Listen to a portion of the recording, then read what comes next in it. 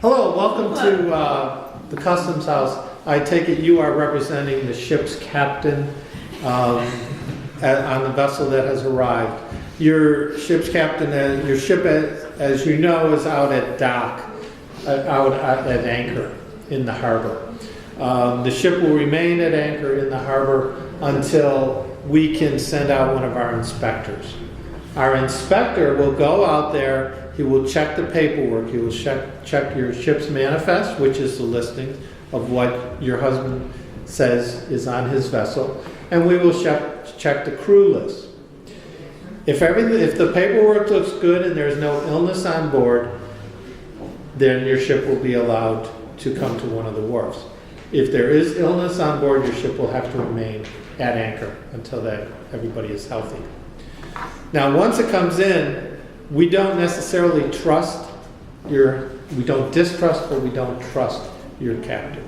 So what will happen is all the cargo will be unloaded onto the wharf. As it's unloaded, our inspector, our weigher, our measurer will be measuring and tallying everything that comes off your vessel. And I do mean every sellable item will have to come off your vessel. You have two options then. You can place them, if you want to take them out on another trip, you can place them in the bonded warehouse, which you can see if you walk behind the customs house here, an example of one. Or you may decide to sell it in Salem. If you sell it in Salem, there will be tariff charged on it. So as this stuff comes through, we're weighing, we're measuring, we're making sure of exactly what you're bringing into this country. Once that has been done, they will bring the information to me as the clerk, and I will rewrite everything into the official ledgers. I will also use this book here, which is a listing of all the tariffs that are charged on every item that you could possibly bring into this country. For example, umbrellas, pomegranates, anything, Chinaware, spices. They all have different tariffs on them. One of the examples of tariffs, the Friendship of Salem, which is currently on Derby Wharf, just got back from a trip to Batavia. They brought mostly coffee. And in 1798, coffee is charged at a rate of 10% tariff. So the tariff due on Friendship's cargo for this trip is $18,376. Sounds like a lot of money, doesn't it? But remember, that is only 10% of the value of the cargo. They did quite well on this trip. The tariff would then be paid in gold or silver. Silver reals were a thing that we always loved to get because we know of purity of the silver. Any other questions? Did that answer your question? Yes. If a ship came ashore in Boston rather than Salem, could there be a different scale of tariffs? No, these tariffs, to Massachusetts? these are federal tariffs.